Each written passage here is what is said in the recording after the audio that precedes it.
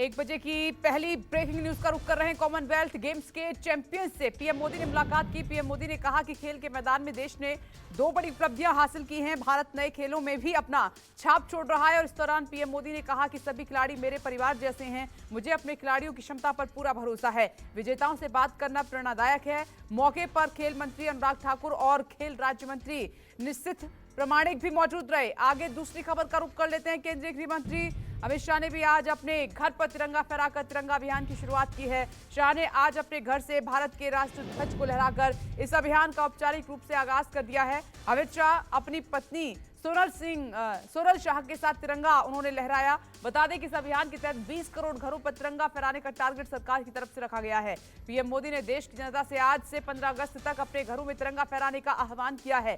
अब 1 बजे की तीसरी ब्रेकिंग न्यूज का रुख कर लेते हैं। लखनऊ में सीएम योगी ने फहराया तिरंगा। सीएम योगी स्कूली बच्चों के साथ हर घर तिरंगा अभियान की शुरुआत उन्होंने की।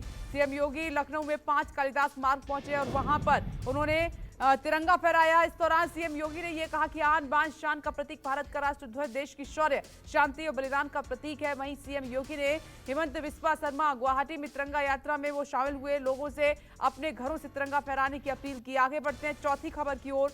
आरएसएस ने स्वतंत्रता दिवस से पहले अपने सोशल मीडिया अकाउंट की प्रोफाइल तस्वीरों पर तिरंगे का चित्र लगाया है।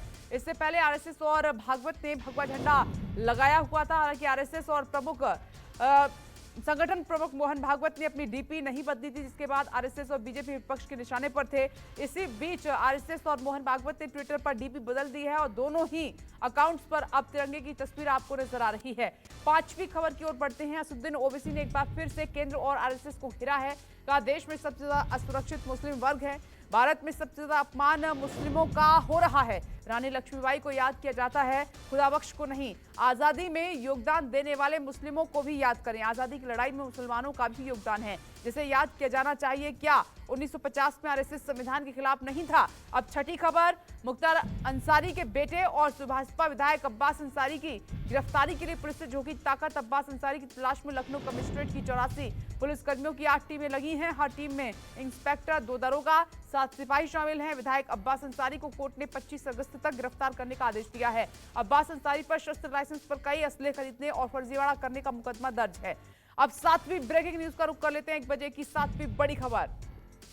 शुक्रवार को छुट्टी को लेकर भड़के गिरिराज सिंह। कहा कि देश में शरिया कानून नहीं चलेगा। गिरिराज सिंह ने नीतीश सरकार पर सवाल खड़े करते हुए कहा कि शुक्रवार को स्कूलों में छुट्टी देना शरिया कानून को लागू करने का प्रयास है। उन्होंने कहा कि बचपन से हम जानते हैं कि रविवार को स्कूल और कार्यालय बंद रहते हैं। 1 बजे की 8वीं ब्रेकिंग न्यूज का रुख कर लेते हैं। एकनाथ शिंदे गुट में बगावत की खबर है।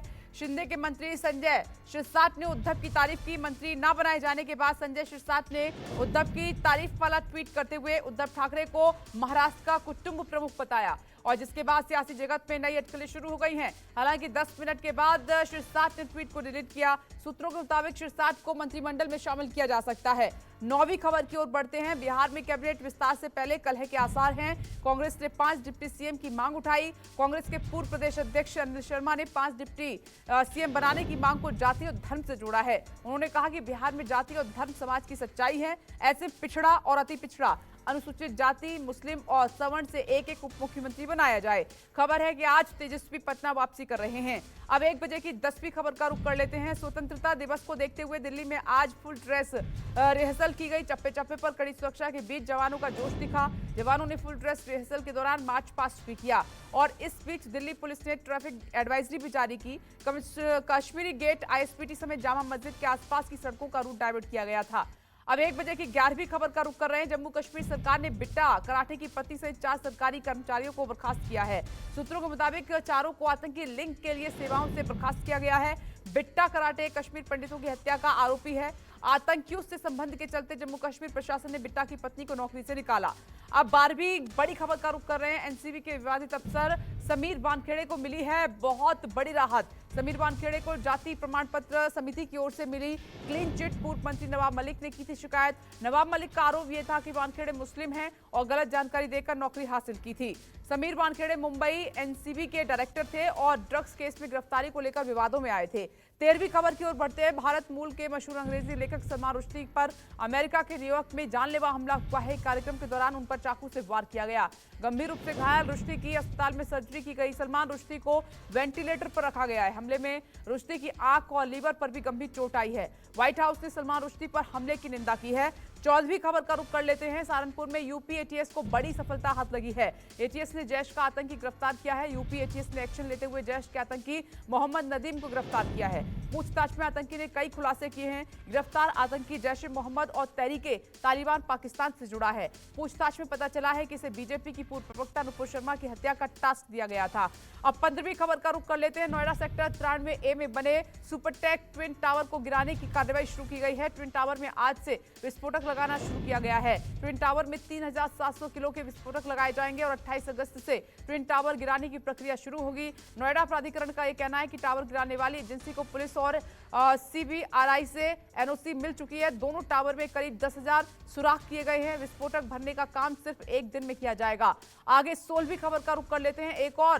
एक तरफ जहां देश आजादी की 75वीं वर्षगांठ में अमृत महोत्सव मनाने की तैयारी में लगा है, वहीं जिले कुछ ऐसे भी हैं देश के जो आज भी मूलभूत सुविधाओं से वंचित हैं। बता दें कि मध्य प्रदेश के बैतूल में भारी बारिश के चलते रास्ते पानी से लबालब भरे हैं। इस बीच ग्रामीणों ने गर्भवती महिला को खाट पर लिटाकर उफनती नदी पार कराई। लोग जान जोखिम में डालकर महिला को अस्पताल लेकर पहुंचे। तस्वीरें बताने के लिए काफी हैं।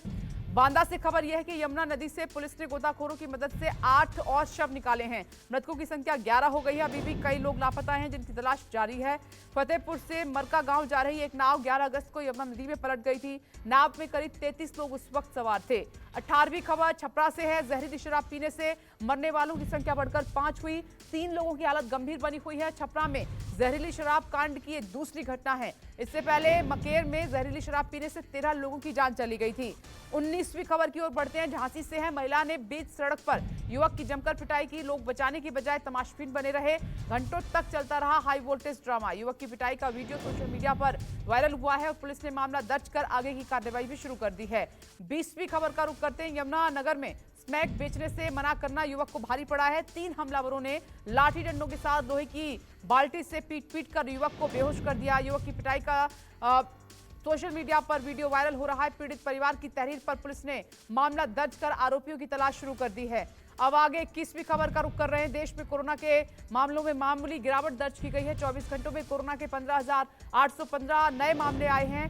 डेली जो पॉजिटिविटी दर है 4.36% है। आंकड़ों के मुताबिक एक दिन में 20,000 से ज्यादा लोग ठीक भी हुए हैं। एक्टिव मरीजों की संख्या 1,19,000 के पार है।